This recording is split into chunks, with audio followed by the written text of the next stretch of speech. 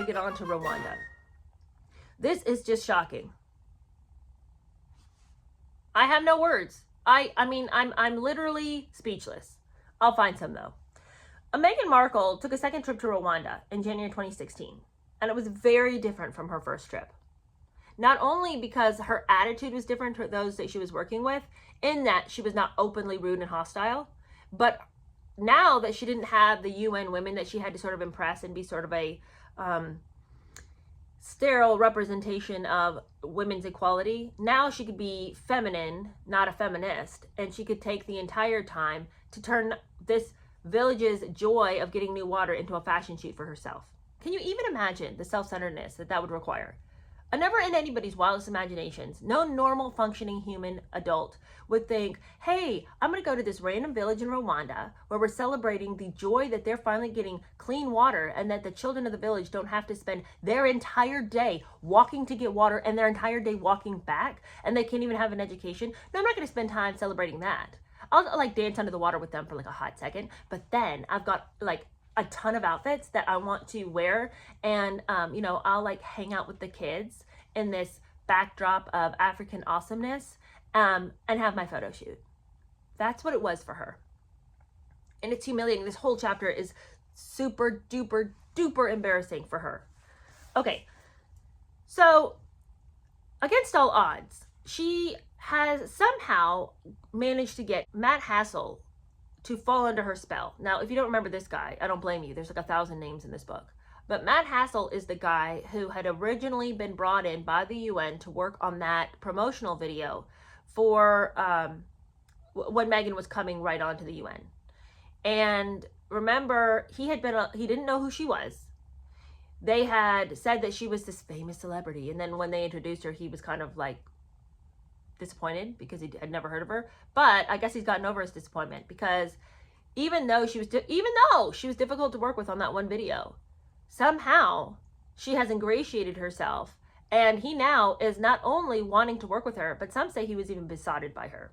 And there's this Christian organization called World Vision, and they had been looking for somebody to work with who could maybe give them a little exposure, maybe a little celebrity. And Matt Hassel's like, I got just the woman for you. Her name's Meghan Markle. So he brings her on to help them promote their work in Rwanda. And World Vision, their big thing is to go to different villages and drill wells so that that village can finally have clean water, so that everybody's entire life is not swept up in trying to spend all day to get water down in this dirty creek, and then like making themselves and their children sick. It's like the saddest thing. I mean, and so anyway, World Vision is like, let's get water to this village, and then the children can actually go to school, and then, maybe they can progress their odds in the world, Anyway, so Meghan agrees to do it after talking to Laura DeWar. Laura DeWar was World Vision's chief marketing officer and a Suits fan, as it would turn out. Now, a word about Laura. Disappointing and short-sighted. She has completely become obsessed with working with a celebrity. And I don't know if it's just because, all right, little word here. Meghan hasn't said that she's like a Christian or anything. She just happens to be the face. But sometimes I feel like, and as a Christian myself, I feel like I can be honest about this. Sometimes I feel like Christians get a little too excited when a celebrity brushes up against any kind of organization, or like when a celebrity comes out and says that they're a Christian, the entire Christian culture gets all excited. Oh good, a celebrity, somebody else agrees with us, somebody in the mainstream, we're not just a bunch of outliers over here. I mean, remember when Kanye was coming out with his Sunday service and that album, the Blue album? I mean, I'm not gonna lie, I listened to it. But then he goes off, like, fall off the cliff, and this happens all the time. Anyway, I feel like Laura DeWar was having Christian celebrity obsession. Like when Christians are just way too excited about meeting celebrities. Y'all, those are people too. Who cares? Did God create them holier than you? No. But anyway, she's totally gonna give Meghan pass after pass after pass on her behavior on this trip. And even gaslight anybody who wants to talk about, wasn't it weird that Meghan wanted it to be like a photo shoot? No. Meghan is so sincere. Meghan just loved those kids so much. Yet none of her behavior would have shown that Meghan cared that much. Okay, anyway, that's just my little aside there, but I just wish that she had been a better representation of how to behave when you're around somebody who's famous. Because this isn't, Jesus Christ didn't come up, you know, he's not the one promoting World Vision. You don't have to defend everything. Though Laura DeWar may have had the wool pulled over her squinting eyes, Brenda Serminski, who worked with Matt Haskell at KBS and was the producer for this video, called Meghan to see, you know, hey, when can we arrange for you to go? When would this work out for you? And they had agreed within 30 minutes when she would go to Rwanda to promote World Vision's project of building the wells in destitute villages. And Serminski said that she would produce the film of the visit. But difficulties were just around the corner, because as they tried to plan the trip, and after they signed the contract, Meghan showed who she really was. The actress insisted on flying to Rwanda first class. This is getting boring. And to be accompanied by Gabar Jurina, who is a Canadian fashion photographer, and Michael Goyette, an American hair and makeup stylist who was also listed as traveling with Gabor. And Meghan said that she needed Michael to come because only Michael, these are her words, knows how to work with my black hair. She had naturally curly hair, obviously. We know this from her pictures of her youth. And she used a treatment called keratin to create her hair's silky straight look. So Meghan would not go on this trip unless her photographer and her stylist could come. Now, let me just pause real quick right here. Do y'all remember back when we were reading Spare together and when Harry took her on the second date, or maybe it was the third date, to Africa? And he spent this long time talking about how down to earth she was when she got to Africa, and that he was afraid she'd have duvets, fluffy duvets and blow dryers and makeup in her bag. But then when she opened her bag, she just had the essentials, some snacks and a yoga mat and a couple of pairs of shorts. Remember this? Now, I had thought the entire time reading Spare, oh, this kind of seems like a woman's writing it. Now, after reading this and reading so many samples of the TIG, Meghan 100% wrote Spare. It's not even a did she, maybe, could have. No, she did. And the fact that she'd spend so much time talking about what she didn't bring to Africa is an answer to the fact of what she did bring to Africa on this trip to Rwanda. You know, because it had gotten out that she had been real high maintenance and an absolute diva. Not necessarily that she was being so rude to the people who were helping her out, but the fact that she would need to bring all these things, that's what seemed so diva. But I don't think, I remember thinking when I read Spare, that's weird that he would talk about, are there fluffy duvets in her bag? Because it didn't seem to me that a guy would even suppose that you would bring a blanket like of that quality. You know what I'm saying? Like a guy wouldn't think, oh, he might think, did you bring a lot of makeup? Because guys know about that. But do guys really pay that much attention to bedding? And for her, like on the take, she's always talking about the duvets. So just more confirmation to me that she wrote Spare. Anyway, on this trip, she certainly brought all that she could and then some. And because of her demands, Serminski, who was the film's producer, they couldn't afford to bring her on the trip because all of Meghan's friends needed to come.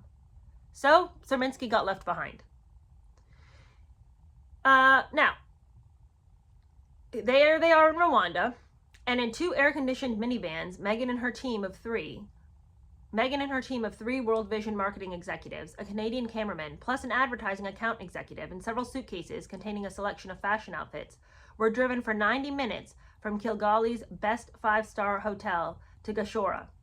For generations, the village women and children had walked every day several miles to fill their jerry cans in a dirty river. The result was constant illness.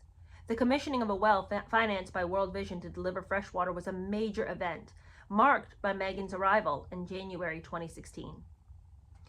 So here it is, a huge day for them. But Meghan's got to come and make it about herself. The cruelty of that is what shocks me as well. Couldn't she have just come and celebrated with them instead of having to make it about her? The massive selfishness and the self-righteousness of thinking that she had the right to do it. That's the other thing that surprises me. Okay, so to the villagers' surprise, after Meghan was filmed with the children playing under the clean water bursting from the tap, she disappeared with her with Gabar Jarina, her photographer. For hours, she was photographed, the perfectly groomed actress, hugging and squeezing and smiling with the village children. Each pose was followed by a clothing change. Can you imagine? I mean, it's bad enough that she's there with her photographer and her stylist and even one outfit, but that she would change over and over and over again. Several suitcases of clothes were brought to this event so that she could keep changing. That's not about you. It's about this village that can finally look to tomorrow without having to worry that everyone in the family is going to get dysentery. Meghan is a true humanitarian. Despite all this, though, Laura DeWar wants to let you know that Meghan was a true humanitarian. Speaking of Meghan's authenticity, DeWar praised her involvement with the children, letting them sit on her lap for the photographer. Isn't that generous of her to let those dirty children come near her? Laura DeWar, I'm so disappointed. I'm so disappointed. Why? Why are you so blinded by the dim light of Meghan's star that you would praise her for letting the children sit on her lap? Everybody lets the children sit on their lap. What kind of a cruel monster would you be if you came there and the children are all excited and you whisked them away? Get away from me. She couldn't have done that. All right, so once she returned to the village, Meghan was filmed admiring children painting images of their lives on paper supplied by the charity.